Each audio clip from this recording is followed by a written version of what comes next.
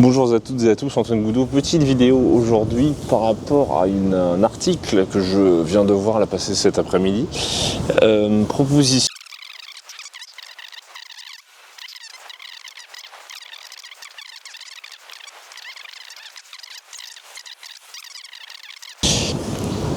Article intéressant dans un contexte particulier, comme on l'a vu notamment depuis 2020, au niveau sécuritaire, tout se resserre un petit peu dans le monde et on se rend bien compte qu'il y a tout un arsenal technologique qui est mis en place, on va dire, pour collecter de la data. Après, ça dépend ce que les États en font, c'est toujours pareil. Ce qui est craint un peu dans ce genre de choses, c'est les questions. J'ai vu un autre article passer où il était question qu'on aille jusqu'à un an de stockage des données. Il faut savoir que dans n'importe quel commerce, magasin, d'habitude, tous les disques durs sont effacés au bout d'un mois. Putain, il y a un ratasse qui est passé. Tous les disques durs sont effacés au bout d'un mois et suite à ça, on est tranquille. Les disques durs sont formatés. Ce qui fait extrêmement peur dans le fait de l'accumulation de la donnée, la garder le plus longtemps possible, c'est quand il se passe quelque chose de grave, on l'a tout de suite. On peut réagir assez rapidement et un mois de stockage sur les disques durs, c'est bien assez suffisant.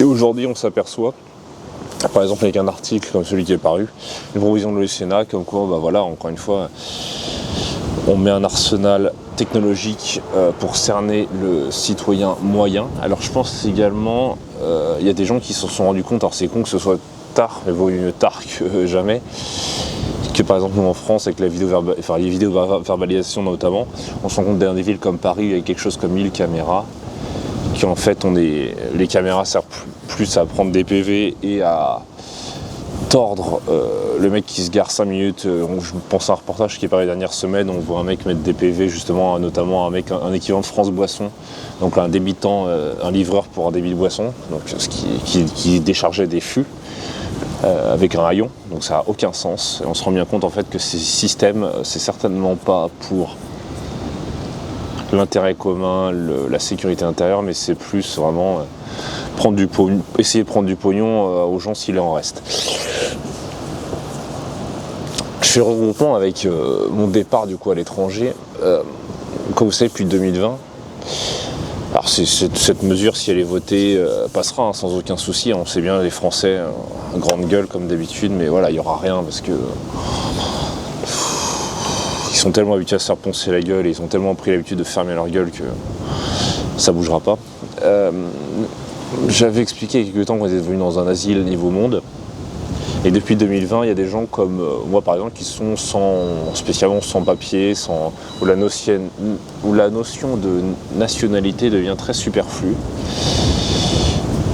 Alors là où je suis, il y a eu des choses extrêmement compliquées en 2020. Là où je suis en 2020, j'aurais pas voulu y être. Là où je pense à la Thaïlande et au Cambodge où c'est un peu sport récemment, on se rend bien compte qu'il y a des endroits dans le monde c'est en train de bouger et que les gens qui veulent désormais une liberté, il y en a pas mal notamment, je pense à l'île Maurice, sont en train d'être en perpétuel déplacement et qu'il n'y aura plus de terre promise dans le sens je me déplace à un endroit, je vis dans cet endroit et je me projette sur, mettons, 20-30 ans comme les générations antérieures.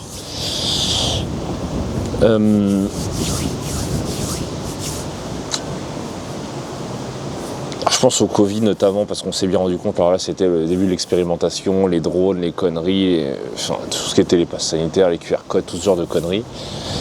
Je suis un peu en quelque sorte anarchiste, c'est-à-dire pas anarchiste en mode Sarwell, se lever à midi, avoir les cheveux gras et un camion pourri qui passe pas au contrôle technique. C'est plus dans le sens libertarien, mentalité Linux, open source, liberté absolue. Le fait de ne plus être tenu par les couilles et qu'un État s'occupe de son boulot premier qui est le régalien. On se rend compte qu'en ces temps-ci, il y a une vraie... Alors, ça dépend de collatéral. Alors en France, par exemple, là où est l'article, là où il est question, ça n'a aucun sens parce qu'on n'a pas le régalien, on n'a pas la sécurité. Mais par contre, on a les moyens technologiques pour tordre le mec moyen, solvable qui a une bagnole.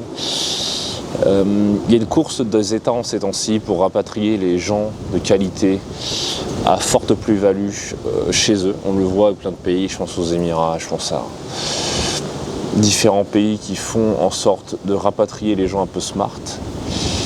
Et donc c'est hyper intéressant parce qu'on va assister on est dans un monde où on voit comme la France aujourd'hui, ça n'a plus aucun sens, où rester dans un pays où on se fait tort, prendre des PV, ils sont majorés, on ne reçoit pas le courrier, elles sont prises en avis à tir détenteur, enfin, c'est juste n'importe quoi. Et dans un monde, les États ont oublié que le monde devenait ouvert et que depuis le Covid, tout le monde peut un peu travailler depuis n'importe où, alors ça dépend de son boulot, hein, encore une fois. Mais par exemple là où je suis, il y a les mêmes caméras qu'en France. Il y a du Dayua, du Ashika Vision, du Axis, du Uniview.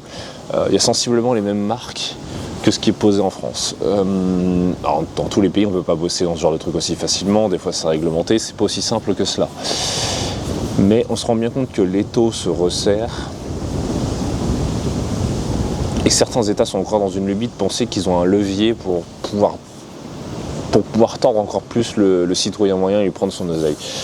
Et on se rend bien compte que soit on a une vision monde désormais, c'est-à-dire on prend un pays comme ce qu'il est, c'est-à-dire une chambre d'hôtel, comme dirait Jacques Attali, soit on s'en fout, on voit un état comme un lieu de passage, on reste, ça change, les lois changent un peu comme en 2020 ici, j'aurais été en 2020 ici, je serais parti depuis bien longtemps et j'aurais pas pu rester de toute façon. Et donc on voit l'apparition d'une diaspora internationale très intéressante. Ce terme de diaspora, alors je remettrai un lien notamment je pense par rapport à une émission qui est sortie qui est très intéressante avec notamment quelqu'un que j'aime beaucoup qui est Aldostérone, très intéressant, qui est paru dans une émission Les Darons du Bis très intéressante où il parlait notamment de ça, où eux sont à l'île Maurice, donc très intéressant. Et lui est en partie des Royaumes-Unis, en expliquant que là, avec le collatéral, il n'y a plus rien qui suivait, niveau sécurité, liberté, il n'y a plus rien qui suivait. Je pense qu'on va aller vers la même chose en France. On est déjà sur la même chose, les gens qui restent sur place.